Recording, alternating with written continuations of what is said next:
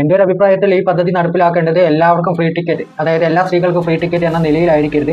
ആ ഒരു സംവിധാനം നടപ്പിലാക്കുമ്പോൾ കൃത്യമായി വരുമാനത്തിന്റെ അടിസ്ഥാനത്തിലായിരിക്കണം. അതുപോലെ തന്നെ അവരുടെ ജോലിയുടെ സ്വഭാവം, അവരുടെ ചെയ്യുന്ന യാത്രാ ദൂരം എന്നീ കാര്യങ്ങൾ കൂടി പരിഗണിക്കേണ്ട ഇതിരെ സംസാരിക്കുന്നതല്ല. അതിന് കൃത്യമായ ഒരു മാറ്റം വരണമെന്ന് ആഗ്രഹിക്കുന്നത്. കാരണം ഒരുപാട് പേര് ഇത്തരം ഒരു സംവിധാനം ഏർപ്പെടുമ്പോൾ ബുദ്ധിമുട്ടിലായി പോകുന്നുണ്ട്. കാരണം നമ്മളൊരു കാര്യം നല്ലത് ചെയ്യുമ്പോൾ അത് വേറൊരാൾക്ക് ദോഷം ആയി ഭവിക്കാതിരിക്കാനായിട്ട് ശ്രദ്ധിക്കേണ്ടത് കൂടി. എല്ലാവർക്കും നമസ്കാരം. മിസ്റ്റർ ഈസ്റ്റിന്റെ പുതിയ എപ്പിസോഡിലേക്ക് ഏവർക്കും സ്വാഗതം.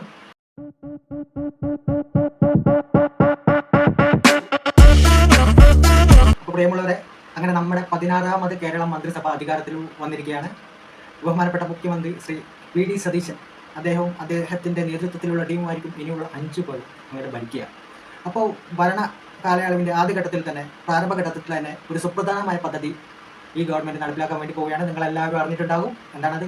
സ്ത്രീകൾക്ക് സൗജന്യ യാത്ര KSRTC. ഇനിയുള്ള കാലം അങ്ങോട്ട് സ്ത്രീകൾക്ക് KSRTCയിൽ സൗജന്യമായി ടിക്കറ്റ് എടുക്കാതെ യാത്ര ചെയ്യാം. അപ്പം ഈ ഒരു പദ്ധതി എന്ന് പറയുന്നത് വളരെ നല്ല പദ്ധതിയായിട്ട് നമുക്ക് പറയാം. കാരണം ടിക്കറ്റ് എടുക്കാതെ യാത്ര ചെയ്യാൻ പറ്റുമോ എന്ന് പറയുന്നത് നമ്മളെ സംബന്ധിച്ചിടത്തോളം വളരെ നല്ല കാര്യം തന്നെയാണ്. സാമ്പത്തികമായി ഒരുപാട് മെച്ചം വ്യക്തിപരമായിട്ട് പലർക്കും, പല സ്ത്രീകൾക്കും ഉണ്ടാകും.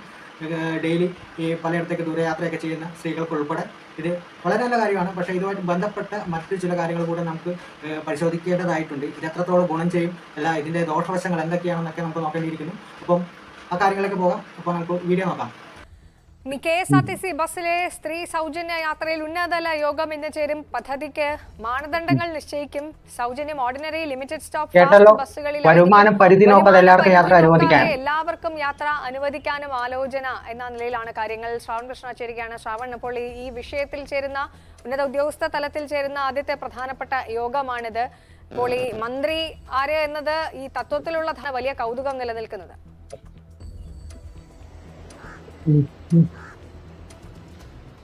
അതേ ശീതൾ, മന്ത്രിമാരുടെ വകുപ്പുകളിൽ വിജ്ഞാപനം ഇറങ്ങി. ഗതാഗത മന്ത്രിയായി CP ജോൺ വന്ന് അദ്ദേഹം ചുമതലയേറ്റ് കഴിഞ്ഞാൽ ആദ്യം തന്നെ ഈ യോഗം ചേരും. ഉന്നത ഉദ്യോഗസ്ഥരുടെ യോഗം ചേരും അതേ വകുപ്പിൽ. ജൂൺ 15 മുതൽ ഈ സൗജന്യ യാത്രാ പദ്ധതി സ്ത്രീകൾക്കുള്ളത് KSRTCയിൽ നടപ്പാക്കും എന്നാണ് സർക്കാർ ആദ്യ മന്ത്രിസഭാ യോഗത്തിന് ശേഷം അറിയിച്ചിട്ടുള്ളത്. പക്ഷെ അത് എങ്ങനെ നടപ്പാക്കുമെന്ന കാര്യത്തിൽ ഒരു ധാരണ ആയിട്ടില്ല. അതിന്റെ പ്രാഥമിക ആലോചനകളിലേക്കാണ് വകുപ്പ് കടക്കുന്നത്. ഇന്നു മുതൽ ജെൻഡർ ടിക്കറ്റിംഗ് ഒക്കെ ആരംഭിച്ചിട്ടുണ്ട് സ്ത്രീകളുടെ കണക്കെടുക്കാൻ വേണ്ടിയിട്ട്. അപ്പോൾ ഇനി യോഗം ചേർന്നതിന് ശേഷമായിരിക്കും തീരുമാനം വരുന്നത്. എന്തായാലും വരുമാന പരിധി ഇല്ലാത്ത എല്ലാവർക്കും എങ്ങനെ സൗജന്യ ടിക്കറ്റ് കൊടുക്കാനാവും? കാര്യം നമ്മൾ പൊതുവെ എപ്പോഴും കേൾക്കുന്നതാണ് KSRTC നഷ്ടത്തിലാണ്, കടത്തിലാണ്, ശമ്പളം കൊടുക്കാൻ പണമില്ല എന്നൊക്കെ. അപ്പൊ അങ്ങനെ ഒരു സ്ഥിതിയിൽ ഇത്തരത്തിലൊരു ഫ്രീ സംവിധാനം, സ്ത്രീകൾക്ക് ഫ്രീ ടിക്കറ്റ് നൽകിക്കൊണ്ട് KSRTCക്ക് എങ്ങനെ മുന്നോട്ട് പോകാൻ കഴിയും? ആ കാര്യമാണ് ഒന്ന് പരിശോധിക്കേണ്ടത്. അപ്പൊ നമുക്ക് അടുത്തൊരു വീഡിയോ കൂടെ നോക്കാം. KSRTCയിൽ സ്ത്രീകൾക്ക് സൗജന്യ യാത്ര അനുവദിച്ചാൽ 112 കോടി രൂപയുടെ നഷ്ടമുണ്ടാകുമെന്ന റിപ്പോർട്ട് വന്നിരിക്കുന്നു. ഗതാഗത സെക്രട്ടറിയുടെ 3 മാസത്തെ കണക്കാണ് വിലയിരുത്തിയത്. മേഘന മുരളി തിരുവനന്തപുരത്ത് വാർത്താ അപ്ഡേറ്റ് വായിച്ചിരുന്നു. പറയും മേഘന. SKN ജൂൺ 15 മുതൽ സംസ്ഥാനത്ത് KSRTCയിൽ സ്ത്രീകൾക്ക് സൗജന്യ യാത്ര എന്നുള്ളത് UDF സർക്കാർ പ്രഖ്യാപിച്ചു കഴിഞ്ഞു. പക്ഷേ അതെങ്ങനെയാണ് ഈ സാമ്പത്തിക നഷ്ടം അല്ലെങ്കിൽ വരുമാനത്തിലൂടെ ടിക്കറ്റിലൂടെ വരുന്ന ഒരു നഷ്ടം എങ്ങനെയാണ് മറികടക്കുക എന്നുള്ളത് തന്നെയാണ് പ്രധാനപ്പെട്ട ചോദ്യം. ഇതുമായി ബന്ധപ്പെട്ട നേരത്തെ തന്നെ സ്ത്രീകളുടെ കണക്കെടുക്കാൻ ജെൻഡർ ടിക്കറ്റിംഗ് അടക്കം നടത്തിയിട്ടുണ്ടായിരുന്നു. അതിനുശേഷമാണ് ഇപ്പോൾ KSRTC MD ഗതാഗത സെക്രട്ടറിക്ക് ഒരു റിപ്പോർട്ട് സമർപ്പിച്ചിരിക്കുന്നത്. ഈ റിപ്പോർട്ട് സർക്കാരിന്റെ മുന്നിലേക്ക് വയ്ക്കുമെന്നുള്ളതാണ് മനസ്സിലാക്കാൻ കഴിയുന്നത്. അതിനുശേഷം മന്ത്രിസഭയുടെ അംഗീകാരത്തോടു കൂടിയായിരിക്കും ജൂൺ 15 ഈ സൗജന്യ യാത്ര നടപ്പിലാക്കുക. അതിൽ ഈ റിപ്പോർട്ട് പ്രകാരം 112 കോടി രൂപയുടെ നഷ്ടം ഉണ്ടാകും എന്നുള്ളതാണ് വിലയിരുത്തൽ. അതായത് 3 മാസത്തെ കണക്കനുസരിച്ച് എല്ലാ ബസ്സുകളിലും, ഓർഡിനറി, സൂപ്പർ ഫാസ്റ്റ് ബസ്സുകളിലെല്ലാം സ്ത്രീകൾക്ക് സൗജന്യ യാത്ര നൽകുകയാണെങ്കിൽ 112 കോടി രൂപയുടെ നഷ്ടം ഉണ്ടാകുമെന്നുള്ളതാണ് പറയുകയും ചെയ്യുന്നത്. ഇനി അത് സിറ്റി ഫാസ്റ്റ് ഓർഡിനറി ബസ്സുകളിലാണെങ്കിൽ 65 കോടി, അതുപോലെ തന്നെ ഓർഡിനറി ഫാസ്റ്റ് 112 കോടി രൂപയുടെ നഷ്ടമാണ് KSRTCക്ക് ഉണ്ടാകാൻ പോകുന്നത്. അതായത് KSRTCയുടെ MD 3 മാസത്തെ കണക്കെടുത്ത് KSRTC ഗതാഗത സെക്രട്ടറിക്ക് റിപ്പോർട്ട് സമർപ്പിച്ചിട്ടുണ്ട്. ഇങ്ങനെ ഫ്രീ ടിക്കറ്റിംഗ് നൽകിയാലുള്ള ദൂഷ്യഫലം 3 മാസം കൊണ്ട് 112 കോടി രൂപയുടെ നഷ്ടം. Already KSRTC നഷ്ടത്തിലാണ്. ആ കൂടെ ഇങ്ങനെ ഒരു ബാധ്യത കൂടെ വരുത്തി വെച്ചാലുള്ള സ്ഥിതി എന്താവും? അതായത് ഇത് പ്രകാരം പറയുന്ന എല്ലാ ബസ്സുകളിലും, എല്ലാ KSRTCയുടെ എല്ലാ സൂപ്പർ ഫാസ്റ്റ് ആയിക്കോട്ടെ, ലിമിറ്റഡ് ആയിക്കോട്ടെ, ഓർഡിനറി ആയിക്കോട്ടെ, എല്ലാത്തിലും നൽകുകയാണെങ്കിലുള്ള തുകയാണ് ഈ പറയുന്ന 112 കോടി എന്ന് പറയുന്നത്. അപ്പം ഇതിന് എല്ലാ ബസ്സുകളിലും ഇങ്ങനെ ഒരു സംവിധാനം ഏർപ്പെടുത്തുകയോ ഉണ്ടോ ഇല്ലയോ എന്നുള്ളതാണ് നമ്മുടെ മുന്നിലുള്ള ഒരു ചോദ്യം. ഇനി നമുക്ക് ഈ സ്ത്രീപക്ഷം മാത്രമല്ല, സർക്കാരിന്റെ തീരുമാനം മാത്രമല്ല, ഇതിനെ പറ്റിയുള്ള പുരുഷന്മാരുടെ അഭിപ്രായം, അതുപോലെ ബസ് ജീവനക്കാരുടെ അഭിപ്രായം, ഇതൊക്കെ നമുക്ക് അറിയേണ്ടതായിട്ടുണ്ട്. അപ്പൊ നമുക്ക് ആ വീഡിയോ ഒന്ന് നോക്കാം. സ്ത്രീകളെല്ലാം KSRTCയിലേക്ക് പോകും. ദീർഘദൂരം കൊടുക്കരുത്. അവർക്കൊക്കെ ഈ ഇപ്പോൾ കളക്ടറേറ്റ് ജോലിയുള്ളവർ, സെക്രട്ടേറിയറ്റ് ജോലിയുള്ളവർ, അങ്ങനെയൊക്കെ ഉള്ളവർ കൊടുക്കണം. ദീർഘദൂരം വരുമ്പോൾ സർക്കാർ കുളം തോന്നും. പ്രൈവറ്റ് ബസ്സുകാർക്ക് ഇച്ചിരി ബുദ്ധിമുട്ട് വരും. ഈ പെണ്ണുങ്ങളെല്ലാം അങ്ങോട്ട് പോകുന്നുണ്ട്. ഒന്ന് നിർത്താൽ 90% നല്ല കാര്യമാണ്, എല്ലാവർക്കും ഉപകാരപ്പെടും. അവരങ്ങോട്ട് കയറിയതേ ഉള്ളൂ, എല്ലാം കാലിയാക്കിയിട്ട് പോയിരിക്കും. കേൾക്കുന്നതാണ് നമുക്ക് എല്ലാവർക്കും അറിയാവുന്നത്. സംഗതി നല്ല കാര്യമാണ്, എല്ലാവർക്കും ഉപകാരപ്രദമായിട്ട് വരണം എന്നാണ് എൻ്റെ ആഗ്രഹം. ഇപ്പോൾ നമ്മൾ ഈ വണ്ടിയെ നോക്കി തന്നെ ഇതിൽ മെജോറിറ്റിയും പ്രൈവറ്റ് സ്ത്രീകളല്ലേ, അപ്പം അത് അവരുടെ ഡെയിലി കളക്ഷനെ നന്നായിട്ട് ബാധിക്കാൻ സാധ്യതയുണ്ട്. അതുപോലെ പെട്രോളിൻ്റെ ഡീസൽ, അപ്പം തീർച്ചയായും അത് ബാധിക്കുന്നതാണ് എൻ്റെ ഒരു വിശ്വാസം. എല്ലാവരും സ്ത്രീകളെല്ലാവരും KSRTCയിലോട്ട് മാറുക, അപ്പം പ്രൈവറ്റ് വണ്ടികൾക്ക് അതിൻ്റെതായ ഇത് വരും. ശരിക്കും സ്ത്രീകൾക്ക് അങ്ങനെ കൊടുക്കേണ്ടത്, സ്റ്റുഡൻസിന് ഫ്രീ കൊടുക്കേണ്ടത്. സ്ത്രീകൾക്ക് വേണ്ടി പിങ്ക് ബസ് പോലത്തെ ഒരു 3-4 ബസ് ഇറക്കിയിട്ട് ബാക്കിയുള്ള സ്റ്റുഡൻസിന് സൗജന്യ യാത്ര അനുവദിക്കല്ലേ വേണ്ടത്. അതാണ് സർക്കാർ ചെയ്യേണ്ടത്. ശരിക്കും അതാണ് ചെയ്യേണ്ടത്. അല്ലെങ്കിൽ പ്രൈവറ്റ് ബസ്സിൽ മാത്രം എല്ലാവർക്കും കൊണ്ട് പോകണം, KSRTCയിൽ മാത്രം ഫുൾ ടിക്കറ്റ് തരണമല്ലോ. ഇപ്പോൾ ഇവിടെ ഒരു 50% KSRTC ഫിറ്റ്നസ് ഇല്ല, ഇൻഷുറൻസ് ഇല്ല. നമുക്കിപ്പോൾ ഇത് നിലവിൽ എൻ്റെ വണ്ടിക്ക് സേഫ്റ്റി ആയിട്ട് കാണും. അതിന് 35,000 പെയിൻറ്റിംഗ് ആവും, 55,000 ഇൻഷുറൻസ് ആവും, 18,000 ടാക്സ് അടയ്ക്കണം. ഇതെല്ലാം അടച്ചിട്ട് സ്റ്റുഡൻസിന് ഒരു എന്നൊക്കെ പറയാം. KSRTC മാത്രം ചോദിക്കട്ടെ. KSRTC ടെസ്റ്റ് ഉണ്ട്, ഓരോ ഇതിൽ പോയി കാറ് വാങ്ങി പ്രൈവറ്റ് ബസ്സിൽ അതുപോലെ നമുക്ക് അസോസിയേഷൻ കാർ വയ്ക്കട്ടെ. പ്രൈവറ്റ് ബസ്സിൽ മാത്രമല്ല സ്റ്റുഡൻസിന് ഇങ്ങനെ ശരിക്കും സ്ത്രീകൾക്ക് തുല്യതയൊക്കെ വേണം ഇല്ലെന്നല്ല. അവർക്കൊരു പിങ്ക് ബസ് പോലത്തെ 3-4 ബസ് ഇറക്കിയിട്ട് സ്റ്റുഡൻസിന് സൗജന്യം കൊടുക്കലേ വേണ്ട. നല്ലൊരു ബാധിക്കട്ടെ. ഇപ്പം തന്നെ ഉണ്ടല്ലേ ഈ വണ്ടി ഇങ്ങനെ വണ്ടി ഇല്ലായിരുന്നു. ഒന്നാമത്തെ കേസ് ബ്ലോക്ക്, ഒന്നാമത്തെ കേസ് KSRTC കേസ് ഞാൻ പിന്നെ പറയാം.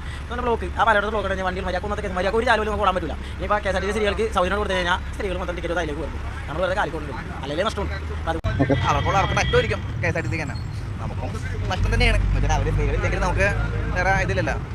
പൊതുവെ അങ്ങനെ നമുക്കത് ബുദ്ധിമുട്ടാവും. പിന്നെ നമുക്ക് കിട്ടുന്ന കളക്ഷൻ തന്നെ മാറിപ്പോകും, ബാലൻസും എല്ലാം നമുക്ക് മാറിപ്പോകും. നമുക്ക് പുരുഷന്മാരെക്കാട്ടി കൂടുതലും കയറുന്ന സ്ഥിരമായിട്ട് കയറുന്ന സ്ത്രീകളുണ്ട്. അപ്പോൾ അവിടെ അവർക്ക് ഫ്രീ കിട്ടിക്കഴിഞ്ഞാൽ പൊതുവെ ഒരു ഞാനാണെങ്കിലും നിങ്ങളാണെങ്കിലും എവിടെ ഫ്രീ ഉണ്ടോ അവിടെ എന്തായാലും പോകും, അറ്റൻഡ് ചെയ്യും. അതാണ് കാര്യം. ഫ്രീ എവിടെയുണ്ടോ അവിടെ ഞാനും ഉണ്ടാവും, നിങ്ങളും ഉണ്ടാവും. സ്വാഭാവികമായിട്ട് ഒരു മലയാളിയുടെ അല്ലെങ്കിൽ പൊതുവെ എല്ലാവരും ഒരു സ്വഭാവമാണ് ഫ്രീ ആയിട്ട് എന്ത് കിട്ടിയാൽ അവിടെ ചെന്ന് അത് വാങ്ങുക, അല്ലെങ്കിൽ അവിടെ ചെന്ന് അത് നേടുക എന്നുള്ളത്. അതുപോലെ തന്നെയാണ് ഈ കാര്യം. ഇപ്പോൾ KSRTC ബസ്സിലെ സ്ത്രീകൾക്ക് ഫ്രീ ടിക്കറ്റ് നൽകുകയാണെങ്കിൽ പ്രൈവറ്റ് ബസ്സുകാർ എന്ത് ചെയ്യും? അവിടെ ഏറ്റവും കൂടുതൽ ആശ്രയിക്കുന്ന സ്ത്രീകളെ തന്നെയാണ് അവരുടെ വരുമാന മാർഗ്ഗമായിട്ട്. അപ്പോൾ സ്ത്രീകളെല്ലാം KSRTC ബസ്സിലേക്ക് മാറുകയും ഇവർക്ക് വരുമാനം ഇല്ലാതാകുകയും ചെയ്യും. അത് അവർക്കൊരു വലിയൊരു അടിയായി തീരും. അപ്പം അതാണ് ഇപ്പം പ്രൈവറ്റ് ബസ്സുകാരുടെ മുന്നിലുള്ള വലിയൊരു പ്രശ്നം. അതുപോലെ തന്നെ ഇവിടെ സ്ത്രീകളെ അനുകൂലിക്കുന്ന പുരുഷന്മാരുണ്ട്, ഈ ഒരു പദ്ധതി അനുകൂലിക്കുന്നവരുണ്ട്, അതേപോലെ തന്നെ പ്രതികൂലമായി സംസാരിക്കുന്നവരുണ്ട്. കാരണം ഓരോ അവസ്ഥകളോടെ കടന്നു പോകുന്ന ആൾക്കാരാണ്. എന്തായാലും ഈ കാര്യത്തിൽ നമുക്ക് സ്ത്രീകളുടെ അഭിപ്രായം കൂടെ ഒന്ന് നോക്കിക്കളയാം. എന്താ പറയാ, വളരെ സന്തോഷമുള്ള കാര്യമാണ്. 1 ലക്ഷം 2 ലക്ഷം ശമ്പളം മേടിക്കുന്ന ആൾക്കാർക്കൊക്കെ ഫ്രീ കൊടുക്കുന്നത് ശരിയല്ല. സ്ത്രീകൾക്ക് മാത്രം എന്താ കൊടുക്കുന്നത്? ഇത് വിവേചനമല്ല. വിവേചനമല്ലേ? സ്ത്രീകൾക്കുള്ള സൗജന്യ യാത്ര അനുവദിക്കുന്ന സമയം ജൂൺ 15-ാം തീയതി മുതൽ നടപ്പാക്കും. ഫ്രീ ആയിട്ട് കിട്ടും. ഞങ്ങളുടെ MLA ഞങ്ങൾക്ക് തരാൻ പറഞ്ഞേക്കണം. എനിക്കതിനോട് അത്ര താല്പര്യമില്ല. കാരണം എന്താ വെച്ചാൽ സ്ത്രീകൾക്ക് അങ്ങനെ ഓൾറെഡി സീറ്റും കാര്യങ്ങളൊക്കെ ഉണ്ട്. അല്ലാതെ ഇപ്പോൾ ഈ കാലുകൊണ്ട് ചെയ്യാത്ത ആൾക്കാർ അങ്ങനെയുള്ള ആൾക്കാർക്ക് കുറച്ചും കൂടി പ്രയോറിറ്റി കൊടുക്കണമായിരുന്നു, അവർക്ക് സൗജന്യമായിട്ട് കൊടുക്കണമായിരുന്നു എന്നാണ് എൻ്റെ ഒരു ഒപ്പീനിയൻ. ഓക്കെ, അപ്പോൾ ഇവിടെ ഒരു ചേട്ടൻ ചോദിച്ചിരിക്കുന്നത് ഇതൊരു വിവേചനമല്ലേ? സ്ത്രീകൾക്ക് മാത്രമായിട്ട് ഇങ്ങനെ ഒരു ഫ്രീ സർവീസ് നൽകിക്കൊണ്ട് മറ്റുള്ളവർക്ക് കൊടുക്കാതിരിക്കുന്ന വിവേചനമല്ലേ? അദ്ദേഹം ചോദിച്ചാൽ കാര്യമുണ്ട്. കാരണം പൊതുവെ എല്ലാ കാര്യങ്ങളിലും നിയമം പരിഗണന നൽകുന്ന സ്ത്രീകൾക്ക് തന്നെയാണ്. ഇപ്പോൾ ബസ്സിൽ നോക്കിക്കോട്ടെ, സ്ത്രീകൾക്കായിട്ട് പ്രത്യേക സീറ്റ് ഉണ്ട്, അമ്മയും കുഞ്ഞും സ്ത്രീകൾ. അതേപോലെ തന്നെ പുരുഷന്മാരെ സംബന്ധിച്ച് പ്രത്യേകിച്ച് ഒരു സീറ്റ് ഇല്ല, അന്ധൻ വികലാംഗൻ എന്ന കാറ്റഗറിയിലൊക്കെയാണ് ഉള്ളത്.